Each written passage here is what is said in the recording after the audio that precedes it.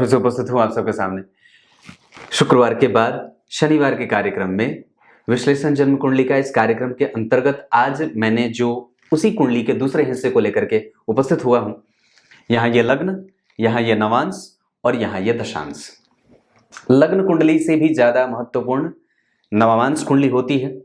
नवांश कुंडली होती है जिसका अध्ययन एक श्रेष्ठ ज्योतिषी तिरछी दृष्टि से कर लेता है। तिरछी दृष्टि से करने का मतलब पता है? तिरछी दृष्टि से कहने का मतलब है कि मुझे लगता है कि मैंने जितनी कुंडलियां देखी हैं उसमें सब में नवांश का जिक्र किया है और सबसे ज्यादा नवांश पे मैंने कार्यक्रम भी बनाए हैं, मुझे जहां तक लगता है। पता नहीं, मैं शायद जितने भी बनाए हूं, पर ये आप लोग देखना। लेकिन ये बात है कि तिरछी दृष्टि से कहने का मतलब है कि यहां लग्न है तो यहां नवांश है।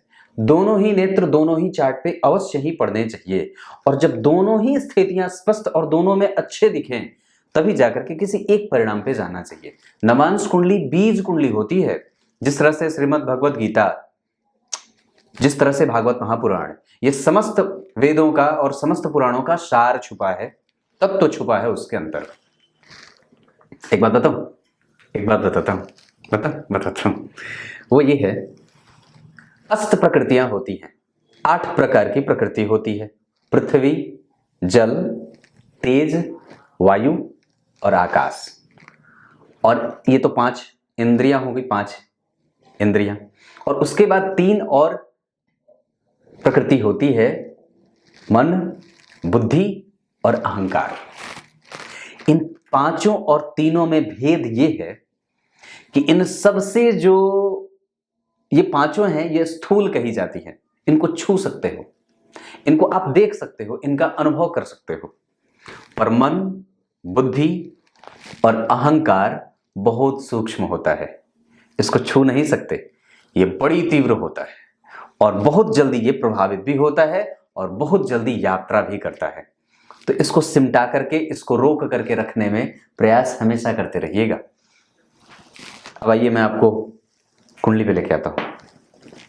यह सिंह लग्न की कुंडली थी, मैंने जिसका कल ऑपरेशन और जो भी कहते हैं वो बताया था, जहां मैंने एक एक चीज बताई थी। लग्न में शुक्र बैठे थे, लक्ष्मी संपन्न योग। लग्न धन भाव के अधिपति का 12वें जाना, ये धन खर्च करने की स्थिति। पराक्रम भाव के अधिपति का लग्न में बैठना, मेहनत करने के बाद चीजें मिलती हैं। गुरु राहु के साथ बैठे थे, ये थोड़े बहुत व्यक्ति को आलस्य और थोड़े बहुत नुकसान में रखने वाले। चतुर्थ स्थान के अधिपति का चतुर्थ स्थान को देखना, यहाँ के अधिपति का दशम में जाना, घर परिवार से दूर भी रहता है और व्यक्ति को कई बार दूर ही रहना पड़ता है। हालांकि भवन, भूमि, वाहन, इन सब चीजों का सुख भी व्यक्ति को मिल जाता है। मृगशिरा नक्षत्र में मंगल अच्छे बैठे थे। पंचम भाव के अधिपति का राहु के साथ जाना, लेकिन चंद्रमा की दृष्टि, ये कई बार विपरीत परिस्थिति और व्यक्ति को यश कमाने के लिए दूर जाना पड़ता है, यात्राओं में रहना पड़ता है और संतान के साथ कई बार मतभेद की स्थिति भी उत्पन्न होती है। छठे भाव के अधिपति शनि और सप्तम भाव के अधिपति शनि लग्न को देख रहे थे। रोग, ऋण से व्यक्ति का संबंध रहता है, इससे आप इनकार नहीं कर सकते।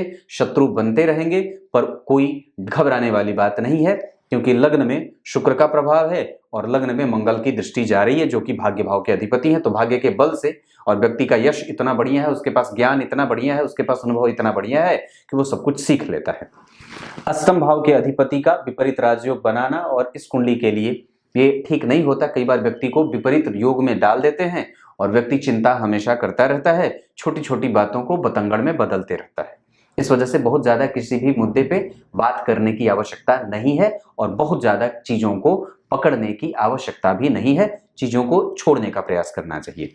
नवम भाव के अधिपति और जन्म कुंडली में चतुर्थ भाव के अधिपति मंगल सिंह लग्न की कुंडली में कारक होते हैं, जहां इन सब पे मैंने कल कार्यक्रम बता रखा है।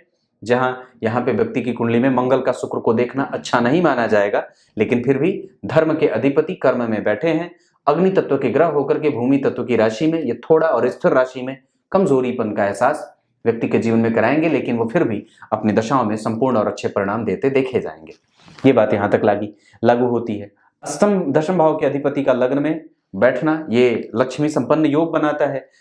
चतुर्थ भाव के अधिपति का चतुर्थ को देखना, लाभ भाव के अधिपति का जन्म कुंडली में 12 में जाना, ये व्यक्ति को विदेश में जाकर के सौभाग्यशाली और भाग्यशाली होने का प्रभाव देता है। और साथ ही साथ जन्म कुंडली में गुरु का संबंध यहां से, जो कि कौन देख रहा है, तो जन्म कुंडली के सप्तम भाव के अधिपति को पंचम भाव के अधिपति का देखना, त्रिकोण और केंद्र का संबंध, ये गुरु और शनि की दशाओं को अच्छा जाने वाला बना देते हैं। साथ ही साथ चंद्रमा जो कि जन्म कुंडली में 12वें भाव के अधिपति हैं, वो पंचम भाव के अधिपति को देख रहे हैं, तो यानी कि 12वें भाव के अधिपति का पंचम भाव के अधिपति के द्वारा देखे जाने से व्यक्ति के व्यक्तित्व में जहां धार्मिकपन होने का प्रभाव दिखता है, ये सारी चीजें दिखती हैं और व्यक्ति को आशीर्वाद भी मिलता रहता है, पर दूर जाने का भाव रहेगा। जन्म स्थान से निकट वृद्धावस्था में व्यक्ति आ जाए और अपने निकट ही आकर के अपने प्राणों का त्याग कर देता है, ऐसी स्थितियां भी दिख रही हैं। सूर्य और बुध जहां 12वें भाव को बलवान बना रहे थे, पर यह धन खर्च की स्थिति हमेशा ही व्यक्ति को बैंकिंग और कई बार जो होता है वो एक समय तक व्यक्ति आईटी सेक्टर में काम करे, बैंकिंग सेक्टर में काम करे, फाइनेंस के क्षेत्र में काम करे, और उसके बाद जा करके व्यक्ति अगर हो सके तो शनि और मंगल यानी कि जो होता है वो जो क्या बोलते हैं जमीन से संबंधित कारोबार, वो क्षेत्र, उसको जिसमें जमीन की खरीद बिक्री बोलते हैं, उसको कुछ बोलते हैं ना, वो पता नहीं कुछ होता है, वो उसमें व्यक्ति काम कर सकता है। क्या बोलते हैं जो मुझे बिल्कुल भी याद नहीं है, बिल्कुल मतलब वो भूल गई बात। तो उस क्षेत्र में व्यक्ति जहां जमीन और बिल्डिंग से संबंधित काम, कंस्ट्रक्शन से संबंधित क्षेत्रों में काम कर सकता है, पर पहले व्यक्ति आईटी सेक्टर से जुड़ करके अगर काम करे, कुर्सी पे बैठ करके काम करने वाला काम करे तो बहुत अच्छा रहेगा। ये बात इतनी सी दिखती है। या फिर अगर बात कहें तो अभी इनकी कुंडली में 22 के चौथे महीने के बाद से भी अभी योग बन रहे हैं, ये ऐसी स्थिति वो आगे बताऊंगा। तो यहाँ पे नवांश कुंडली में यहाँ पे भी 5 नंबर की राशि का बनना, यहाँ पे भी 5 नंबर की राशि का बनना, ये वर्गोत्तम लग्न या वर्गोत्तम नवांश की कुंडली बनेगी, जो बहुत ही अच्छी होती है।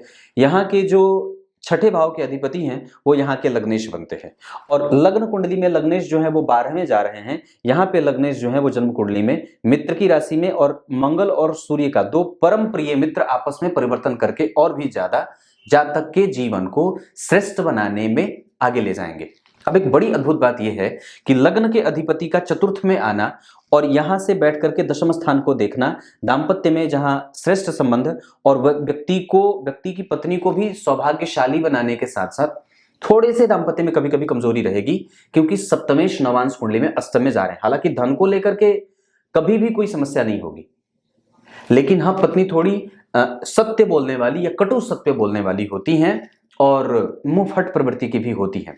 पॉलिटिक्स उनके दिमाग में चलता रहता है, या कई बार वो छोटी छोटी चीजों पे बहुत ज्यादा ध्यान दे देती हैं, शंकालु प्रवृत्ति की बन जाती हैं।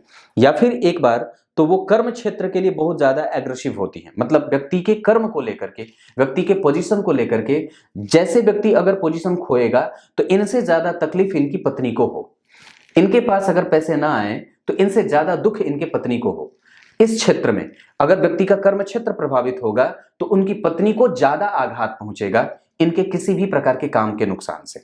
मंगल लग्न में बैठे हैं, जो कि सुख के अधिपति के होकर के लग्न में बैठे हैं, और लग्न के अधिपति का सुख में बैठना, ये परिवर्तन योग बहुत ही ज्यादा व्यक्ति के व्यक्तित्व को दाम्पत्य के साथ संबंधों में बेहतर ही और बड़े ही मजबूती से उसको पकड़ करके रखने वाला बना देते हैं। क्रूरता थोड़ी रहती है, आलस्य थोड़ा रहता है, प्रभाव उद्विग्नता का थोड़ा रहता है, और चंद्रमा यहाँ है, इस वजह से व्यक्ति ढूल मूल सा रहता है, मतलब बहुत ज्यादा पकड़ करके एकाकी हो जाता है। एक ही तरफ का प्रेम कई बार देखने को मिलता है। हो सकता है कि आपकी पत्नी प्रेम ज्यादा करें, आप थोड़े कम करें, या आप कम करें या वो थोड़ा ज्यादा करें, ऐसा संभव है और ऐसा ही हो सकता है, ऐसा ही होगा।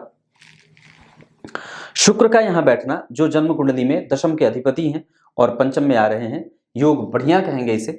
गुरु की राशि है, गुरु नीच के हैं, इस वजह से मैं समझता हूं कि जितना भी रोग वगैरह है उससे बचने के लिए आपको, क्योंकि गुरु पीछे बैठे हैं और आगे शनि, तो ये भाव जो है वो जन्म कुंडली में सप्तम स्थान के अधिपति 8वें गए हैं और 12 नंबर की राशि में बैठे हैं, तो पत्नी कई बार शांत रहने वाली और गंभीर विचारधारा को रखने वाली हो जाती है।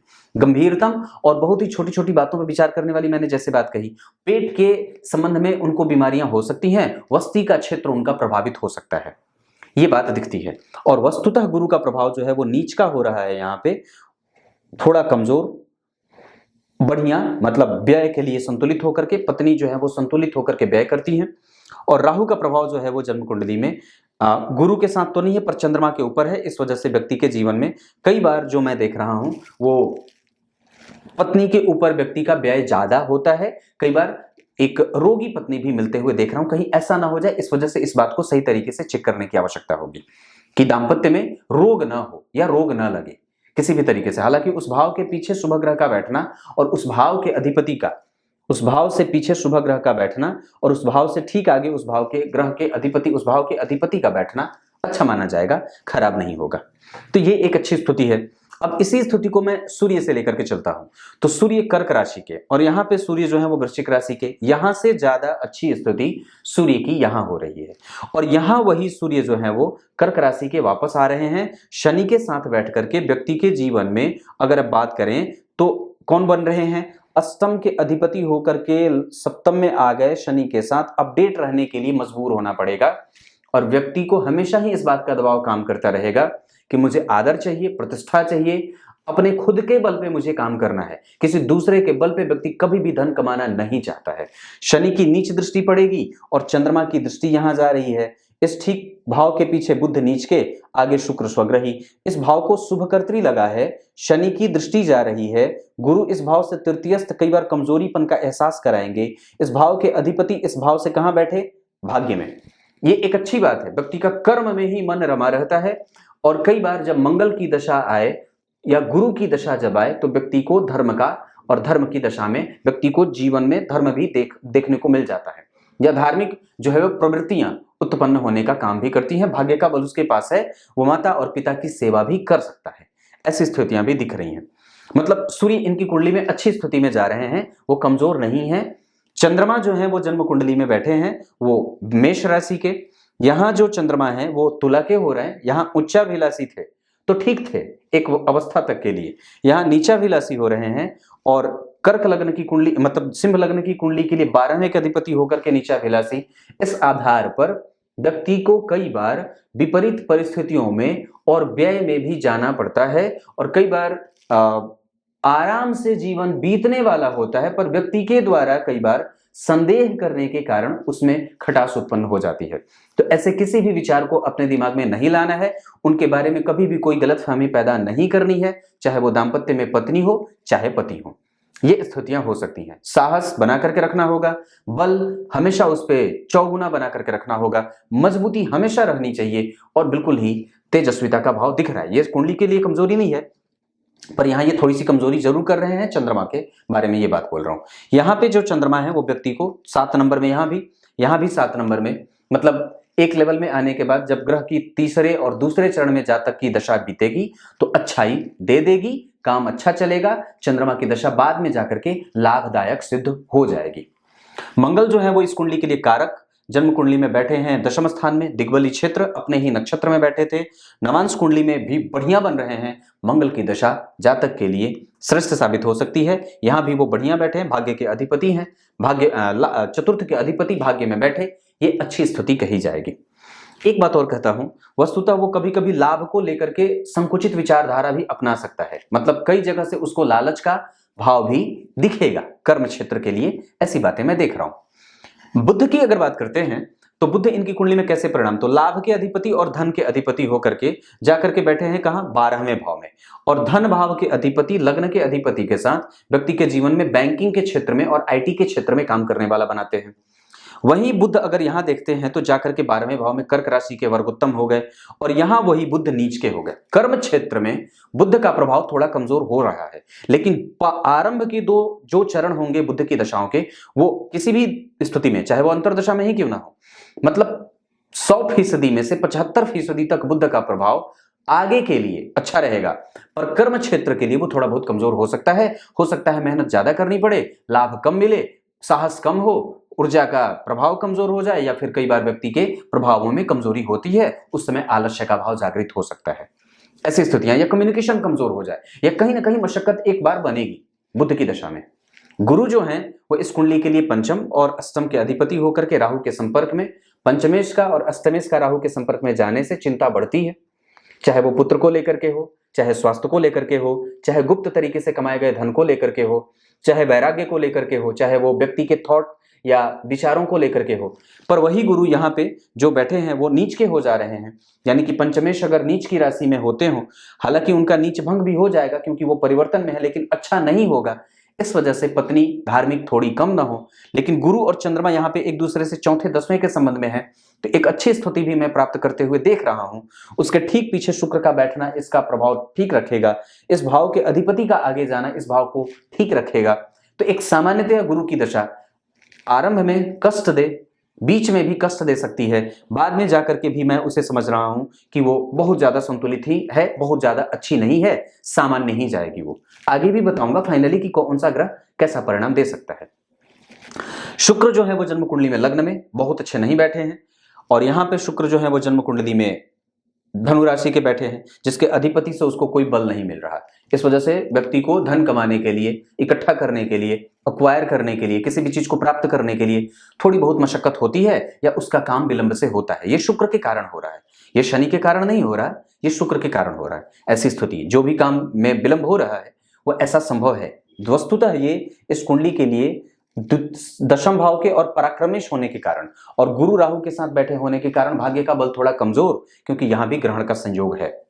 और दशमांश कुंडली में भी शुक्र जो बैठे हैं वो बैठे हैं कहां? जन्म कुंडली में स्वग्रही यश देंगे, और बाद में अंतिम वाली दशाओं में शुक्र की दशा अंतिम में जाकर के अच्छे परिणाम दे सकती है, पर मिल जाती हैं चीजें। सामान्यतया जो आपको चाहिए वो मिल जाता है, क्योंकि उनकी दृष्टि यहां पे पड़ेगी जहां के अधिपति भाग्य में बैठे हैं, तो कहीं ना कहीं कुछ ना कुछ अच्छे परिणाम शुक्र की दशा में भी दी जा सकती है, पर गुरु की दशा थोड़ी कमजोर जा सकती है।